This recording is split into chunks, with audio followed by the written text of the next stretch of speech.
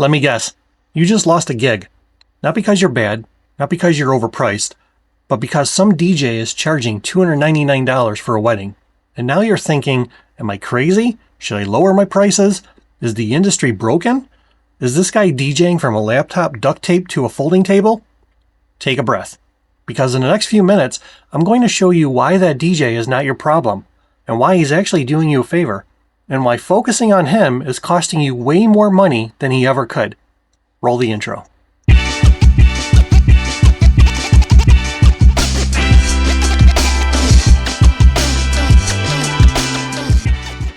Yo! Greetings and salutations, my friends. Welcome back to the channel. Let's talk about the thing that keeps a lot of DJs awake at night. No, not drunk uncles, not broken speakers, not laptop updates. I'm talking about that $300 DJ. You guys know the one. He's everywhere. He's in brides' inboxes, he's in your Facebook groups, he's somehow doing an 8-hour wedding with ceremony, uplighting, cold sparks, a fog cannon, and a flying unicorn for less than your travel fee. And every DJ in America is like, bro, how is he still in business? So today, I want to free you from this emotional damage. Emotional damage! Because here's the truth. That DJ is not your competition. But first, if you're new here, be sure to like, comment, and subscribe so you never miss out on the great DJ tips I put out every single week. Let's start. Here is the big mindset shift. If someone is shopping for the cheapest DJ they can find, they were never going to book you anyway. They weren't comparing you to him. They were comparing him to a Bluetooth speaker, their cousin with a playlist, or just an iPad sitting on a chair somewhere. That's a different client. That's a different universe.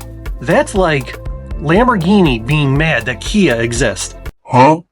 You're not fighting for the same customer. So you might be asking yourself, what are high-end clients actually paying for? So let's be honest here. Clients don't pay premium prices for a USB stick, a logo, or I play bangers, bro. They pay for confidence, consistency, professionalism, a luxury white glove 5-star experience.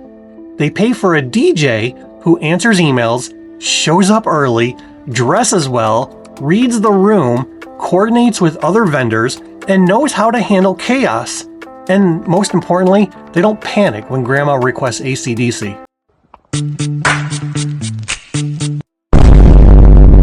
You're not selling music. You're selling peace of mind, and you should put that in all of your messaging as a value proposition. Now, if you're wondering what exactly is the real difference, here's what usually separates higher-end DJs from bargain DJs. The cheap DJ will usually stream music from YouTube with ads. They'll use low-quality files. They show up late. They have wires literally everywhere. They have no backup gear, no plan, and sometimes they don't even show up at all, or they cancel last minute, causing the bride to have a nervous breakdown and frantically post all over Facebook that their DJ just canceled. I'm sure a few of you out there have seen that many times all over Facebook. Now, you own your music, you have high quality sound, you have a clean, classy setup, you back up everything, you have a professional timeline, you offer that white glove service, and you're determined to get a 5-star review. And your gear doesn't look like it just came from a garage sale. One looks like a wedding, the other looks like a karaoke night at a bowling alley. Now, here's why you should stop price watching. Watching cheap DJs is like checking your ex's Instagram. It does nothing good for you. You don't grow, you don't make more money, you just get mad and probably eat more snacks. Instead of asking, why are they so cheap? Ask yourself, how can I become so good they can't compare to me on any level? So this means that DJs need to build their lane. Your job is not to be cheaper. Your job is to just be better. Better brand, better experience, better service, better reputation. Because premium clients, they don't want the cheapest. They don't trust the cheapest, and they don't believe the cheapest. They want the DJ who makes them feel safe, confident, and excited. And that is you, my friends. Let's finish this up.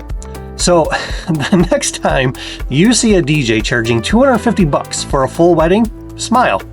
Because they're not taking your clients. they're filtering them for you. As I say at the end of all my videos, a day without dancing is a day wasted, and remember, you're not competing on price, you're competing on value. Now go raise your rates and scare Facebook. See you guys in the next one.